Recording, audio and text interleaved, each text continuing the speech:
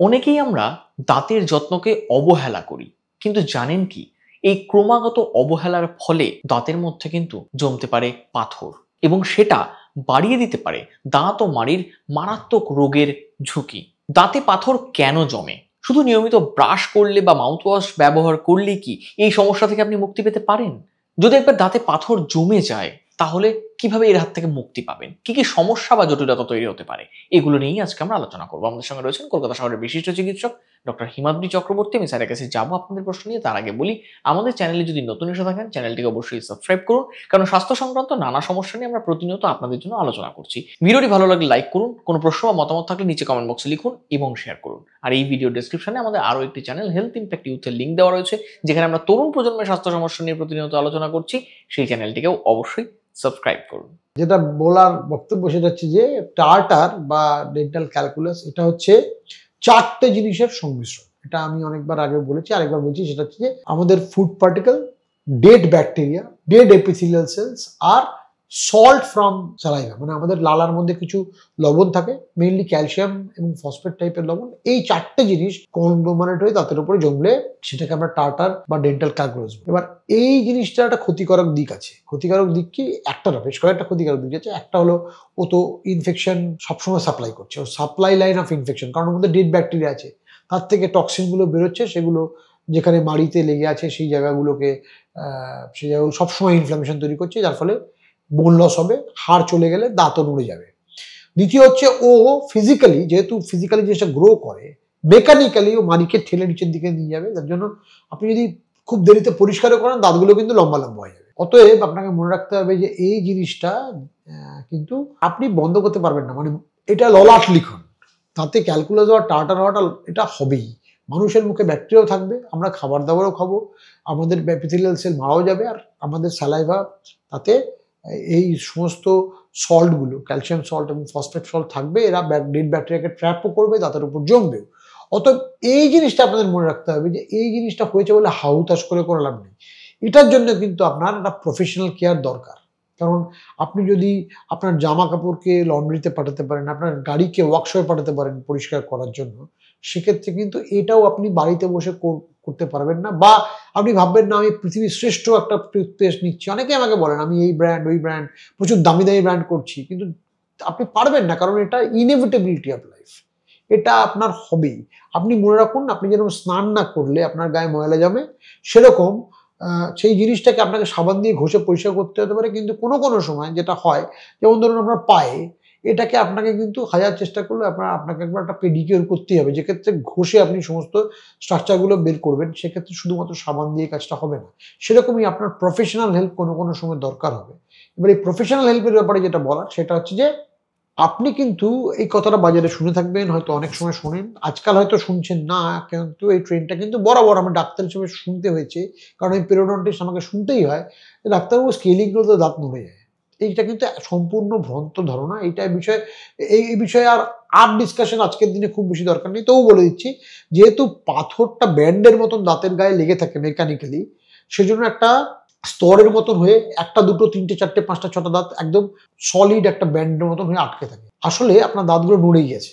এই ব্যান্ডটা যেহেতু পাঁচটা ছটা দাঁতকে একসঙ্গে ধরে রেখেছে, সেজন্য আপনার মনেই হতে পারে যে দাঁতগুলো শক্ত আছে। আমি এরকম পেশেন্টও পেয়েছি যে ছটা দাঁত উনি ভয়ে করাননি, না নড়ে যাবে, এই করে ছটা দাঁত একসঙ্গে পিছনের পাথরের ব্যান্ড শুদ্ধ হাতে চলে এসেছে। পুরোটা নিয়ে এসে বলেছে আমি আমার কিছু করার নেই, আপনি আমাকে যে মৃত মানুষ নিয়ে এসেছেন, আমার একটাই ইনস্ট্রাকশন, এটাকে এবার আস্তে সৎকার করুন, এটাকে ডিসকার্ড করুন, এটাকে আমার কিছু করা সম্ভব নয়। অতএব দাঁতকে এই অবস্থায় যেতে দেবেন না। দাঁত যদি নড়ে গিয়ে থাকে, সেটা পাথর থাকলেও নড়ে গেছে, পাথর না থাকলেও নড়ে গেছে। অতএব সেক্ষেত্রে আপনি দাঁত নড়ে গিয়ে থাকলে তার জন্য অন্য ট্রিটমেন্ট আছে। দাঁতকে শক্ত করার জন্য স্প্লিন্টিং বলে ট্রিটমেন্ট আছে। অনেকবার অনেক চ্যানেলে, এই চ্যানেলেও অনেকবার বলেছি, স্প্লিন্টিং ট্রিটমেন্টের মাধ্যমে দাঁতকে অনেক দিন শক্ত রাখা যায়। কিন্তু পাথর দিয়ে দাঁত শক্ত থাকবে এরকম চিন্তাভাবনা না করাই ভালো। কারণ মনে রাখবেন, সেই পাথরটা শুধুমাত্র আপনার দাঁতকে কিছুদিনের জন্য শক্ত রেখেছে, কিন্তু ও ভিতরে কিন্তু আপনার মাড়িকে ক্ষইয়ে দিচ্ছে, ভেতরের হাড়কেও ক্ষইয়ে দিচ্ছে। এই সম্পূর্ণ জিনিসটা কিন্তু আজ নয় কাল এই আপনার স্বপ্নের সৌধ ভেঙে পড়বে। অতএব মনে রাখবেন যে এই জিনিসটা কিন্তু আপনি বন্ধ করতে পারবেন না। পাথর জমা, আমাকে অভিষেক জিজ্ঞেস করেছে পাথর জমা কি বন্ধ করার কোনো উপায় আছে? আমি বলি যে এই জিনিসের কোনো উপায় নেই। আপনি মনে রাখবেন মাথার চুল যেরকম পাকা হওয়ার জন্য আপনি তাতে লেবুর রস ঘষতে পারেন, পেঁয়াজের রস ঘষতে পারেন, বিভিন্ন রকম জিনিস ঘষতে পারেন। মাথার চুল পেকে সাদা হওয়ার যখন থাকবে তখন আপনাকে ওই চুলকে রাখতেও হবে, আবার ওই চুল দেখলে যদি আপনার খারাপ লাগে তার জন্য চুলের রঙও করতে হবে। কিন্তু এই মাথার চুল পাকা বন্ধ কি করে করব, এর কোনো উপায় নেই। কারণ মানব জীবনের আমাদের সাইকেলে কতগুলো জিনিস ইনএভিটেবিলিটি, কতগুলো অবশ্যম্ভাবী জিনিস আছে। দাঁত থাকলে আপনার স্যালাইভেশন মুখে হলে এই পাথর কিন্তু হবেই। এবার যদি স্যালাইভেশন না হয় তাহলেও পাথর হবে, কারণ স্যালাইভা যদি সম্পূর্ণ ড্রাই হয়ে যায় সেক্ষেত্রে কিন্তু পাথর হওয়া বাড়বে।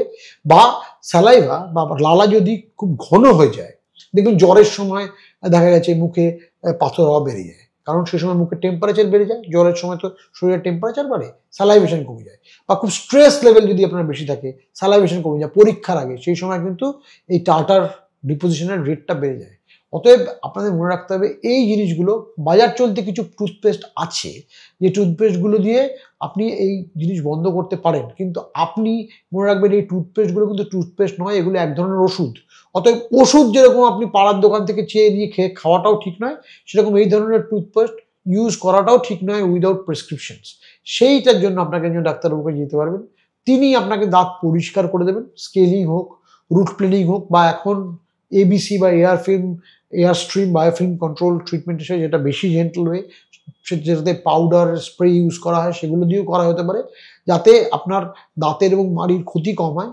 এরকম সিচুয়েশনের পরে আপনি সেই পেস্টগুলো করলে আপনার পাথর জমার হার কমবে। তার মানে এই নয় যে এটা জিরো হয়ে যাবে, কিন্তু আপনাকে একজন প্রফেশনাল কেয়ারের জন্য ডাক্তারবাবু যেতে হবে। এবার কতদিন বাদে যাবেন সেটা দাঁতের ডাক্তারবাবু প্রথমবার দেখার পর নির্ধারণ করবেন যে আপনার দাঁতের ডাক্তারবাবুর কাছে আপনি কতদিন বাদে বাদে যাবেন। কোনো সময় যাদের পাথর খুব বেশি জমে, তাদের মুখে স্যালাইভেশন কম, বা তারা স্মোকার, সিগারেট বেশি খান, স্মোকারদের পাথর বেশি জমে, বা কোনো রকম চিউইং টোবাকো, খৈনি টাইপের যাদের স্যালাইভা খুব বা বালা খুব ভিসকাস হয়ে যায় বা ঠিক ঘনত্ব বেড়ে যায়, এরকম পেশেন্টদের ক্ষেত্রে কিন্তু তাদের এই যাওয়ার ফ্রিকোয়েন্সিটা কম, 6 মাসে হয়তো যেতে হবে।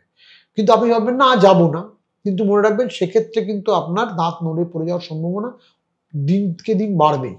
অতএব এটা আপনি করতে পারবেন না, আপনাকে দাঁতের ডাক্তারবাবুকে যেতে হবে। এবং স্কেলিং করলে দাঁত নড়ে যায়, এই ধরনের মানদাত্তাবলের ভ্রান্ত ধারণা থেকে বেরিয়ে আসাটাই আজকের দিনে সবচেয়ে বেশি কাজের। আপনি যে কোনো লোকের যান, হাইজিনিস্টের কাছে যান, যদিও আমাদের দেশে হাইজিনিস্ট খুব অপ্রতুল, তাহলেও আপনার দাঁতের এই পাথর পরিষ্কার করতে হবে। আপনি যেরকম চুলে শ্যাম্পু দেন, শরীরে সাবান দেন, সেরকম দাঁতকেও পরিষ্কার করতে হবে। আনফর্চুনেটলি সেটা আপনি, প্রথম কথা, আপনি কোনো ই-কমার্স সাইট থেকে কোনো ধরনের মেশিন কিনে এই ধরনের চেষ্টা বাড়িতে করবেন না, এতে হিতে বিপরীত হবে। কারণ পাথরটা কিন্তু মাড়ির ভেতর পর্যন্ত থাকে।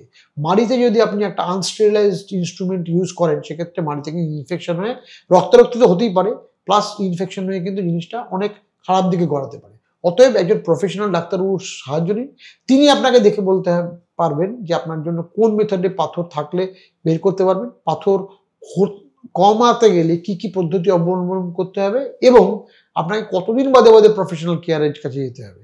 কোনো পেশেন্টের 6 মাসই যেতে হয়, কোনো পেশেন্টের 9 মাস, কোনো পেশেন্টের 1 বছর, কোনো পেশেন্টের ইভেন 1.5 বছর বাদেও গেলেও প্রফেশনাল কেয়ার নিলে চলে। সেটা কিন্তু আপনি ডিসাইড করতে পারবেন, সেটা একজন দাঁতের ডাক্তারবাবুই আপনাকে ডিসাইড করবে। মনে রাখবেন, আমাকে অনেকে জিজ্ঞেস করেন, একবার করালাম আবার করাতে হবে। আপনি কি এই কথাটা পার্লারে গিয়ে জিজ্ঞেস করেন, চুলটা আজকে কাটালাম আবার কি 1 মাস বাদে কাটাতে হবে? নিশ্চয়ই কাটাতে হবে, কারণ চুল যেরকম বাড়ছে মুখের পাথরও সেরকম বাড়বে। এবার আপনি যদি ঝাঁকড়া চুল নিয়ে কোমর পর্যন্ত চুল নিয়ে বসে থাকেন, সেটা আপনার দায়িত্ব, সেক্ষেত্রে আপনার উকুন হবে, খুশকি হবে। সেটা যদি আপনি মনে রাখেন যে আপনি রাখবেন, সেটা নিশ্চয়ই হাইজেনিক কিছু নয়। মুখের পাথরও বাড়তে থাকলে কিন্তু জিনিসটা হাইজেনিক নয়। সেক্ষেত্রে আপনি কিন্তু অচিরেই আপনার দাঁত নড়িয়ে ফেলবেন এবং সে দাঁত নড়ে পড়ে যাবে। এছাড়াও অন্যান্য প্রবলেম তাও আছেই, যার মধ্যে সোশ্যাল প্রবলেম হিসেবে মুখে খারাপ গন্ধ বা মাড়ি থেকে রক্ত পড়ার প্রবলেম রেগুলার বেসিসে হতে থাকবে। অতএব মনে রাখবেন, আপনার দাঁতে টার্টার যদি হয়, এইটা প্রিভেন্ট করার ক্ষমতা ডাক্তারদেরও নেই, কারণ এই যে 4টে ফ্যাক্টর বলেছি, এই 4টে ফ্যাক্টর থেকেই টার্টার হয়, এগুলো আপনার মুখে থাকবেও। অতএব নিজে যেরকম রেগুলার বেসিসে মুখ কুলকুচি করবেন, খাবার পরে দাঁতের মাঝখানে ফাঁক থাকলে ফ্লস করবেন, রেগুলার প্রপার ওয়েতে ব্রাশিং করবেন। তাছাড়াও একবার বছরে অ্যাটলিস্ট একবার দাঁতের ডাক্তারবাবুর কাছে গিয়ে একটা প্রফেশনাল কেয়ার করে দাঁতের যে সমস্ত পাথর যেগুলোর এত খারাপ এফেক্ট আছে, সেগুলোর ব্যাপারে আপনি একদম যেটা ন্যায্য সিস্টেম বা ট্রিটমেন্ট সেটা নেবেন। তাহলে স্যার নিয়মিত দাঁতের যত্ন রাখতে বা এই পাথর জমা প্রতিরোধ করার জন্য কি ধরনের অভ্যেসগত পরিবর্তন আমাদের প্রয়োজন বা খাদ্যাভ্যাস কি ধরনের পরিবর্তন সেটা যদি একটু আপনি বলেন। খাদ্যাভ্যাসে বিশাল যে ডিফারেন্স হয় তা নয়, কিন্তু একটা কথা মনে রাখতে হবে, বারবার বলছি যে যদি ওরাল ড্রাইনেস থাকে, মুখটা যদি স্যালাইভেশন কম হয়, সেক্ষেত্রে কিন্তু পাথর জমার প্রবণতা বাড়বে। সেজন্য আমাদের মনে রাখতে হবে, আমরা সারাদিন যত জল খাই তার ফ্রিকোয়েন্সিটাকে একটু বাড়াতে হবে। মানে আমরা সমান পরিমাণ জল খেতে পারি, কিন্তু একটু বেশি বারে অল্প অল্প করে বারে ভেঙে নিতে হবে, ১ নম্বর। ২ নম্বর হচ্ছে যে সাবস্টেন্সগুলোতে দাঁতে পাথর বেশি হয়, যেমন টোব্যাকো, স্মোকিং থাকলে স্মোকিং কমাতে হবে, কারণ স্মোকারদের কিন্তু এই ডিপোজিশন খুব বেশি। এছাড়া যেটা বলার সেটা হচ্ছে যে অন্যান্য চিউইং টোব্যাকো কিন্তু দাঁতে পাথর, যেমন পান খেলে তো অবশ্যই বটেই, তাছাড়াও যেটা অসুবিধা সেটা হচ্ছে যে যদি কেউ খৈনি জাতীয় কোনো খাবার এগুলো খায়, এগুলোতে কিন্তু তাদের পাথর হওয়ার প্রবণতা বাড়ে, যেখানে আমাদের স্যালাইভাটা ভিসকাস বা থিক হয়ে যায়, সেক্ষেত্রে কিন্তু এটা হলে বাড়বে, সেটা একটা প্রবলেম। অতএব আমরা যদি মুখটা যদি শুকনো থাকে, সেক্ষেত্রে আমাদের কিছু একটু সুগার ফ্রি মিট টাইপের কিছু রাখা যেতে পারে, যেখানে মুখে স্যালাইভেশন বেশি হয়, জলটা বারবার খাওয়া যেতে পারে। ফুডের ক্ষেত্রে যে বিশাল কিছু একটা চেঞ্জ করতে হয় সেরকম ব্যাপার না, কারণ তবে হ্যাঁ, যদি খাই তারপরে আমাদের মনে রাখতে হবে মুখটাকে একটু কুলকুচি ভালো করে করতে হবে। পারলে যদি ব্রাশ থাকে সঙ্গে একটু ব্রাশিং করে নেওয়া যেতে পারে। আর যদি কারো দাঁতের মাঝখানে গ্যাপ একটু বেশি থাকে, সেক্ষেত্রে ফ্লসিং করে ভেতরের খাবারটা পরিষ্কার করে নেওয়া যেতে পারে। এগুলো। আর আরেকটা কথা বারবার বলছি, দাঁতের পাথরের ট্রিটমেন্ট কিন্তু বাড়িতে আপনি খুব একটা করতে পারেন না। মানে আমি এরকম পেশেন্ট দেখেছি, হয়তো রেয়ার আজকের যুগেও, কিন্তু আমি এরকম পেশেন্ট পেয়েছি যে আগেকার দিনে নখ কাটা নরুন টাইপের জিনিস দিয়ে দাঁতকে খুঁচিয়েছে এবং সেটা স্লিপ করে গিয়ে মাড়িতে লেগে রক্তারক্তি কাণ্ড হয়েছে। অতএব এই ধরনের জিনিস আপনারা করার চেষ্টা করবেন না। এখন কলকাতা শহর বা কলকাতার বাইরেও প্রচুর ডেন্টিস্টের হেল্প আপনারা নিতে পারেন, যেক্ষেত্রে আপনারা পাথরের জন্য cleaning procedure, scaling, root planing বা এয়ারস্ট্রিম বায়োফিল্ম কন্ট্রোল এই ধরনের ট্রিটমেন্ট করাতে পারেন, যেগুলো খুব জেন্টল, এতে দাঁতে খুব একটা প্রবলেম হয় না।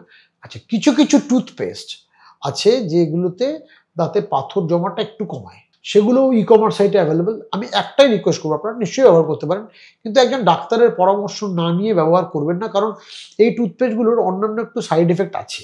সবগুলো আমি তো এই মুহূর্তে ডিসকাস করতে পারবো না, কিন্তু সেই সাইড এফেক্টগুলো মনে রাখবেন, এগুলো টুথপেস্ট নয়, এগুলো একটা মেডিকেশন। এদের কম্পোজিশন হচ্ছে সোডিয়াম মনোফ্লোরোফসফেট, এই ধরনের জিনিসের কম্পোজিশন আছে। এগুলো কিন্তু আপনি আনসুপারভাইজ বা ডাক্তারের পরামর্শ ছাড়া বহুদিন ধরে ব্যবহার করতে পারবেন না।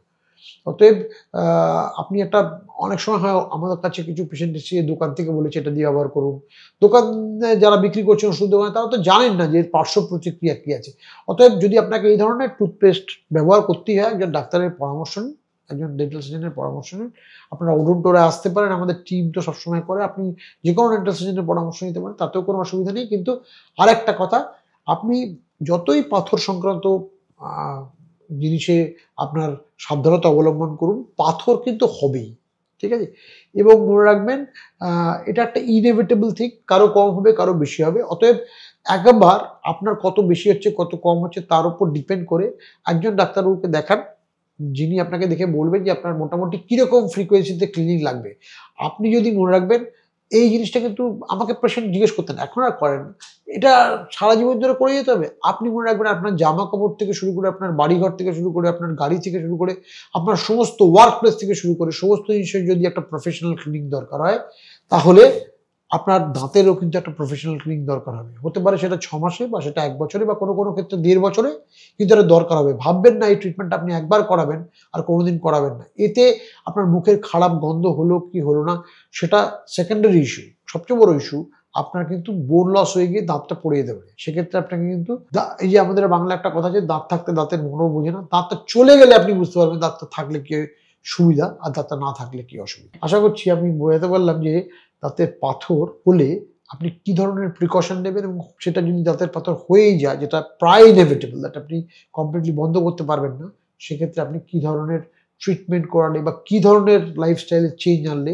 আপনার দাঁতের পাথরটা কমতে পারে বা এরাডিকেট করতে পারে ফর দ্য টাইম। দর্শক বন্ধু, আপনারা শুনলেন এতক্ষণ যে দাঁতের পাথর জমার কারণ এবং সেই সমস্যা থেকে মুক্তির উপায়। স্যার যে পরামর্শগুলো দিলেন আপনারা সেগুলো মাথায় রাখুন। আশা করি সমস্যা থেকে আপনারা অচিরেই মুক্তি পাবেন। যদি কোনো সমস্যা বাড়তে থাকে তাহলে অবশ্যই বিশেষজ্ঞ চিকিৎসকের পরামর্শ নিন। নিজে থেকে কোনো রকম চিকিৎসা করতে যাবেন না। সুস্থ থাকুন, ভালো থাকুন। কোনো প্রশ্ন থাকলে নিচে কমেন্ট বক্সে লিখুন। আপনাদের প্রশ্ন নিয়ে পরবর্তীতে আমরা আবার আলোচনা করব। আজকের মতো এখানেই শেষ করছি। ধন্যবাদ।